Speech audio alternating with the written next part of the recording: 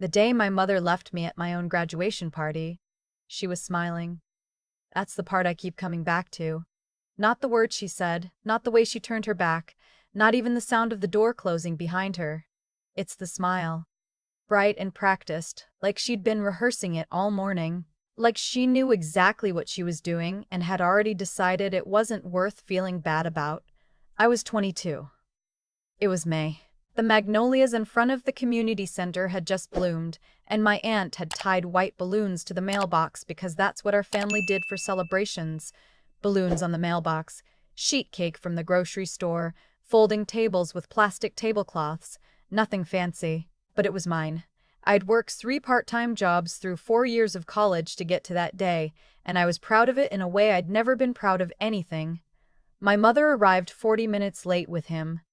I'd met him exactly twice before that day. His name was Douglas. He sold commercial real estate and wore the kind of cologne that arrived in a room before he did. My mother had been seeing him for 8 months, and in that time I'd gotten 2 phone calls, both of which ended with her mentioning how well he was doing financially. I wasn't stupid. I understood what she was building toward. I just didn't think she'd build it quite so fast, or quite so obviously at the expense of literally everything else. They walked in together, and Douglas had his hand on the small of her back, and my mother scanned the room like she was deciding whether it was worth her time. Her eyes landed on me for just a second. I was standing by the punch bowl in my cap and gown, still flushed from the ceremony, and she gave me that smile. Then she turned to say something to Douglas and laughed at whatever he said back. My aunt, my dad's sister, was the one standing next to me. She put her hand on my arm without saying anything. She'd known my mother for 25 years. She didn't need to say anything. The party lasted 2 hours. My mother spent most of it talking to Douglas in the corner. She ate a piece of cake, checked her phone 4 times that I counted, and at the 90-minute mark she came and found me and said they had dinner reservations. Reservations, I said. At Hargrove's, she said, which was a steakhouse downtown, the expensive kind with dim lighting and a wine list the size of a paperback novel. Douglas made them weeks ago. You understand. I looked at her. I was still in my cap and gown. The tassel kept falling in front of my face and I kept pushing it back. It's my graduation party, I said.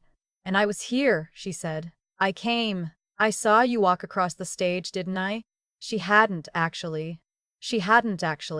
She'd arrived after the ceremony.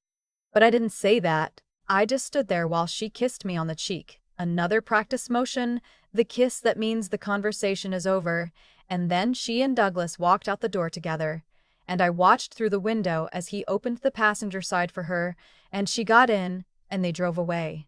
The balloons on the mailbox were already starting to deflate. That was 3 years ago. It wasn't the beginning of the story, but it was the moment I finally understood what the story actually was. My parents divorced when I was 9. I have a memory from right before it happened, not of them fighting, exactly, but of the specific silence that lived in our house. The kind of silence that's louder than shouting. My dad would come home from work and my mother would be in the kitchen and neither of them would say anything, and somehow the nothing between them took up more space than all the furniture combined. After the divorce, my dad moved 40 minutes north to a smaller town where his sister lived. I stayed with my mother. It was the arrangement she'd pushed for, and at 9 years old, I didn't have much say in it. And my dad, I know this now, I didn't then, tried to fight it and lost. My mother had a better lawyer. That's the version she never told me, but my aunt filled in the gaps over the years, carefully, the way you do when you're trying to be honest with a child without poisoning them. My dad drove down every other weekend for the first 2 years. Then my mother started scheduling things on those weekends. Trips, appointments. My dance recital moved to the second Saturday of the month. Suddenly, there was always something. My dad would call ahead and she'd say, of course, and then the day would come and there'd be a reason. After a while, the reasons started to blend together and then the weekends stopped. I'm not saying I blamed him. I'm saying I stopped expecting him, which is its own kind of grief. The kind that doesn't look like grief from the outside because you haven't lost anything you can point to. Just a person who slowly stopped showing up and a kid who slowly stopped being surprised. My mother remarried when I was 14. Not Douglas. This was a man named Richard, who sold insurance and had 2 sons from his first marriage and a laugh that filled entire rooms whether you wanted it to or not. I was not consulted about the marriage. I was informed of it approximately 3 weeks before the wedding, in the car on the way to pick up Richard's sons for a weekend they'd be spending with us, in a tone that communicated clearly that this was a statement and not a discussion. I spent the next 4 years being the only person in that house who was nobody's first priority. Richard's sons came first for Richard, which was fair enough. But for my mother, I kept waiting to be her first priority, and it kept not happening. She'd do nice things. She'd buy me things I needed for school, take me to get my hair cut, show up to parent-teacher conferences. The mechanics of parenting, she had down cold. It was just everything underneath the mechanics that had somehow gone quiet. I went to a state school, 2 hours away. I chose it partly for the scholarship and partly for the distance, and partly because I needed to find out if I was capable of being a whole person in a place where nobody had preconceptions about me. It turned out I was. I made friends. I worked. I studied hard enough that my GPA made my academic advisor actually raise her eyebrows the first time we met. My dad and I exchanged a handful of texts each year. Birthdays. Holidays. The occasional check-in that never quite built into anything. I didn't hate him. I just didn't know him anymore, and trying to bridge that gap from 2 hours away while working 20 hours a week felt like more than I had the energy for. Then he called me the week before graduation. Not a text, an actual phone call, which he almost never did. I almost didn't answer. I was in the library, 3 days out from my last final, operating on 5 hours of sleep and the kind of low-grade anxiety that had become my baseline that semester. I stepped into the hallway and picked up. He said he'd heard from my aunt that I was graduating. He said he was proud of me. He said he knew things had been. And then he paused, long enough that I could hear him searching for the right word, distant. He said he knew that was partly on him. He said he'd like to come if I'd have him there. I sat down on a bench in the hallway and stared at the floor tiles and didn't say anything for a moment. "Okay," I finally said. "Yeah? Yeah. Okay." He was there before the ceremony started. He was sitting in the second row with my aunt when I came in with the procession, and when I found his face in the crowd, he looked like he was already trying not to cry, which for some reason made me have to look away before I completely fell apart in front of 300 people in a rented auditorium. After the ceremony, he hugged me, and it was the hug of someone who had spent a decade being too far away and knew it. I'm not going to pretend I didn't feel something break open a little bit. I cried into his shoulder for about 45 seconds and then pulled myself together because there were pictures to take and my cap kept falling sideways, and honestly, I was too tired and too relieved to hold on to the crying for long. Then we went to the party and my mother arrived with Douglas. I moved back to my hometown that summer because my lease was up and jobs weren't materializing as fast as I'd hoped, and I needed somewhere to land while I figured it out. My mother's house was the obvious choice. I had my old room. It was temporary. Temporary became 8 months. I want to be fair here. My mother fed me, and she didn't charge me rent, and she never said anything outright cruel. She was not monstrous in the way that makes a clean story. She was monstrous in the way that's much harder to explain. The small, consistent ways she made it clear that I was an inconvenience dressed up as a house guest. Douglas was over 4 or 5 nights a week by that point. I'd come home from whatever job application or interview I'd been at and find the two of them at the kitchen table with wine, and my mother would glance up and say hi and go right back to her conversation like I was a neighbor who'd knocked on the wrong door. She announced she was getting married again in October. I was in the kitchen making coffee. She came downstairs in her robe and said, "Douglas and I are getting married in the spring." She said it the same way she'd once told me we were out of milk. Matter of fact, already decided. I set down my coffee mug and said congratulations and meant about 30% of it. I found a job in November. Entry level, not what I'd studied for, but it paid enough to get an apartment. I gave my mother 6 weeks' notice that I'd be moving out, which felt like the adult thing to do. She said, "Great, good for you," with the warmth of someone confirming a dentist appointment. My dad had been calling more often by then. Twice a month, usually. We'd been slowly rebuilding whatever you call what we had. Not quite a relationship yet. More like the framework of one, the early structure before you put up the walls. He'd ask about my job search. I'd ask about his work. We'd talk around the gap between us without quite addressing it directly, but it was getting smaller. He was the one who noticed something was wrong before I said it. It was December. and I called him because I was sitting in my car in the parking lot of a grocery store and I'd been crying for 20 minutes and I wasn't entirely sure why. Or I was sure, and it was too many things at once to put into words. The weight of 8 months of being invisible in my own childhood home. The wedding announcement. The accumulated fatigue of being 23 and trying to build a life from scratch while living in a place that had never quite felt like mine. He didn't try to fix it, he just stayed on the phone. That might sound like a small thing. It wasn't. I moved into my apartment in January. It was small and the heat made a sound and the closet door didn't close all the way and I loved it with my entire heart. My mother got married in April. I was at the wedding. I wore the dress she'd picked out because she'd asked me to, and I stood in the receiving line and shook Douglas's hand and smiled at his adult children from his first marriage who looked about as comfortable as I felt. The whole day had the quality of a business transaction that everyone had agreed to dress up as a celebration. At the reception, Douglas's son, older than me by a few years, broad-shouldered, a little too comfortable with his own opinions, cornered me near the bar and told me I should be grateful my mother had found someone who could take care of her financially. I looked at him for a long moment.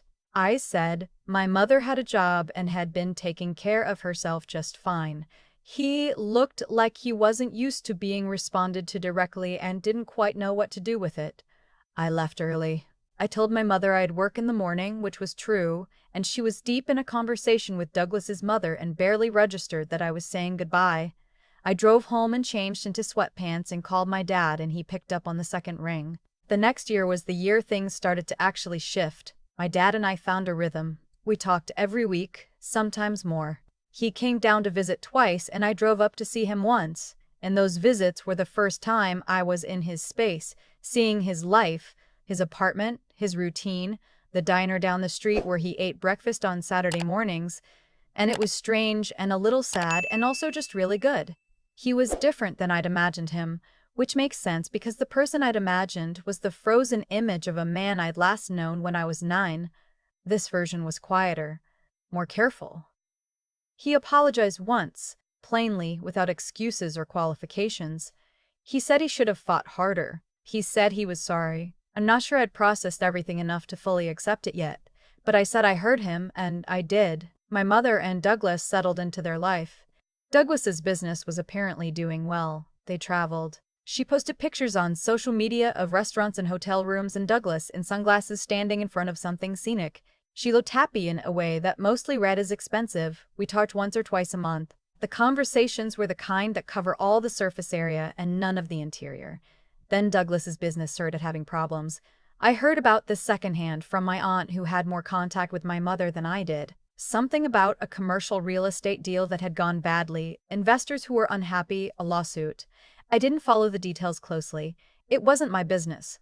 But then my mother started calling more. The calls were different now. Less surface, more weight underneath. She'd bring up money obliquely, not directly, never directly, just comments about how things were tighter lately, how unexpected the whole situation had been, how she'd had to cancel a trip. I listened. I said I was sorry to hear that. I did not offer anything beyond that because I had an entry-level salary and student loan payments, and I was exactly one car repair away from my own financial stress, and also because something in me had been keeping a quiet tally for a long time. Last spring, she called on a Tuesday evening, and her voice had a tone I hadn't heard from her before. Not the flat practicality, something more fragile. She said things had gotten difficult. She said Douglas's legal situation had not resolved the way they'd hoped. She said she'd had to dip into her savings and that she didn't have the kind of cushion she'd thought she had. She said she was wondering if I'd be in a position to help financially, just temporarily, just to bridge a gap. I sat in my apartment, my small apartment with the noisy heat and the closet that didn't close, and I let the silence sit there for a moment. I thought about the graduation party, the balloons that were already going soft, the practiced smile, the dinner reservation that mattered more than the day I'd spent 4 years earning. I thought about every phone call that had ended with a mention of Douglas's income, every visit cut short, every way she had communicated consistently across many years that I was an item on her list rather than the reason for it. I wasn't angry. That surprised me. I'd expected to feel angry when this moment came because I'd known somewhere that something like it would come eventually. But what I actually felt was very calm, the way you feel when something you already understood finally finds words. "Mom," I said, "I love you, and I can't help you with this." She went quiet for a moment. Then she said she didn't understand, that she was in a difficult position, that surely I could do something. I said I was in a different kind of difficult position than she was imagining. I said I wasn't in a place to take on financial responsibility that wasn't mine. I said I hoped things got better. She tried 2 more approaches over the course of that conversation. Both times I said some version of the same thing, not angry, not cold, just clear. After we hung up, I sat there for a little while. Then I picked up my phone and called my dad. He picked up immediately, the way he almost always did now. "Hey," he said, "you okay?" I thought about it. The apartment, the noisy heat, my job, which I'd gotten promoted at 6 months earlier, the first time I'd ever had anyone tell me they were genuinely impressed with my work. My friends who I'd built real, actual friendships with, the kind that involved showing up for each other's bad days, not just the celebrations. My dad's voice on the phone. "Yeah," I said. "I actually am. There's a version of this story that's about revenge, about waiting for the person who let you down to need you so you could say no. I understand why people tell it that way. It's satisfying, the shape of it, the scales tipping back. But that's not really what it felt like. It felt like standing in my own apartment, in a life that was genuinely mine, that I had actually built out of actual work and actual grief and actual time. It felt like being 25 years old and knowing that I was okay, not because anyone had rescued me, not because anything had been handed to me, because I had survived the particular kind of loneliness that comes from being unseen by the person who was supposed to see you most, and I had kept going anyway, and here I still was. My mother and I still talk. Not often. The conversations are careful in the way that conversations are when both people know that certain things have been named and won't be unnamed. Douglas's legal situation resolved eventually, I think. Things stabilized. She doesn't bring up money anymore. I went to visit my dad 2 months ago. We went to the diner on Saturday morning and ordered the same thing he always orders and talked for 2 hours about nothing particularly important. When I got up to leave, he hugged me the same way he had at graduation, like someone who'd been too far away and knew it, except this time it wasn't grief inside it. It was just the hug. I drove home with the windows down and the spring air coming through, and I thought about the girl who stood at a graduation party in a deflating balloon situation and a cap that wouldn't stay straight and watched her mother get into someone else's car. She deserved better than that day. She did. But she also made it through and kept making it through, and every year the life on the other side of it gets a little more like hers. That's the whole story. That's enough. I've thought a lot about what it actually means when someone shows you who they are, not in one dramatic moment, but across 100 small ones. My mother never screamed at me. She never said anything I could point to and call unforgivable. What she did was quieter than that. She scheduled dinner reservations on the day I graduated. She announced her second marriage in the car like a weather update. She called me when Douglas's business fell apart and asked for money in the same tone she'd used to ask if I wanted anything from the grocery store. Each of these things, on its own, could be explained away. Together they told a complete story. I used to think the hardest part was the not knowing if she saw what she was doing, not knowing if she cared, not knowing if there was a version of her that felt the weight of all those small abandonments. I don't think about that as much anymore, because I figured out that it doesn't actually change anything. Whether she understood it or not, I still had to live through it. Whether she felt bad about it or not, I still had to decide what to do with what was left. What I've learned, not from a book, not from anyone telling me, but just from being inside this story long enough, is that the choices you make when nobody is watching you, when there's no audience and no applause, are the ones that actually build your life.